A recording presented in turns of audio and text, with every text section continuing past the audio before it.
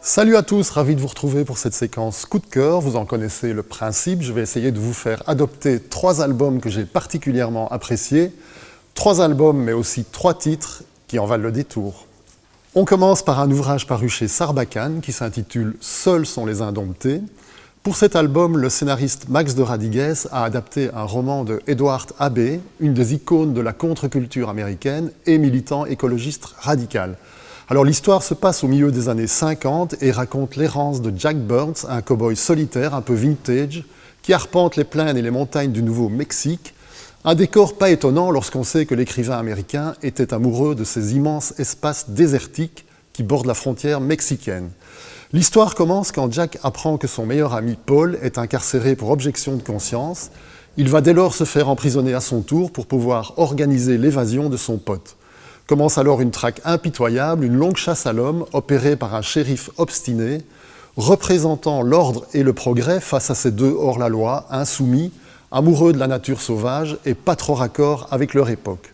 Outre les thèmes abordés, j'ai aussi adoré la manière dont le dessin classieux de Hugo Piette transporte le récit. Hugo Piette, vous l'avez peut-être croisé dans le journal Spirou, il est le digne héritier du style classique franco-belge, mais il nous emmène ici vers le dépouillement et l'inventivité des meilleurs romans graphiques. Chevauchez donc sans hésiter vers les grands espaces de ce western moderne, très prenant, que vous pourrez lire en écoutant, par exemple, un album de Calexico.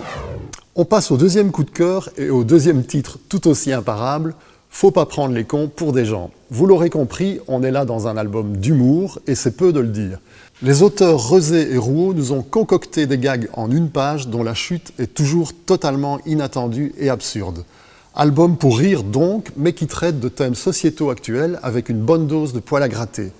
Au hasard, je vous cite quelques sujets abordés. Le gamin qui collectionne dans un album Panini les photos qu'on trouve sur les paquets de tabac, le terroriste kamikaze qui passe un entretien d'embauche, ou les jeunes parents qui s'inquiètent que leur bébé d'1 mois ne parle pas français et veulent l'expulser du territoire pour défaut d'intégration.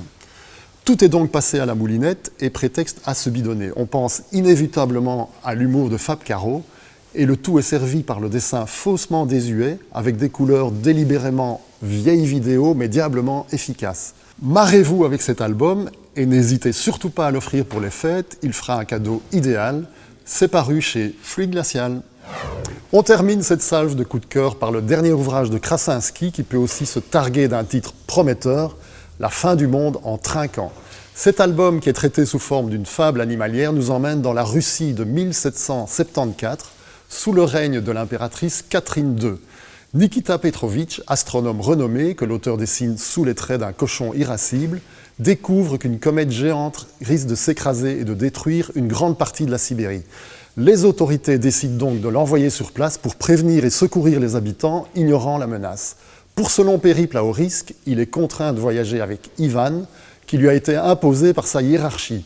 Grand dadais, véritable bras cassé, idiot et maladroit, ce chien fou va devoir composer avec l'éminent scientifique. Vous vous en doutez, durant ce voyage, rien ne va se passer comme prévu, et le binôme formé par le crétin et l'intellectuel va vite se révéler très savoureux.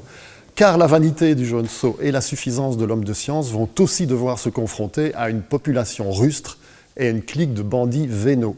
Entre humour et gravité, ce récit tragicomique est drôle, cruel, parfois paillard, et soulève pas mal de questions sur les contradictions et les faiblesses de la nature humaine. Je vous recommande donc chaudement cette fin du monde, parue aux éditions Casterman.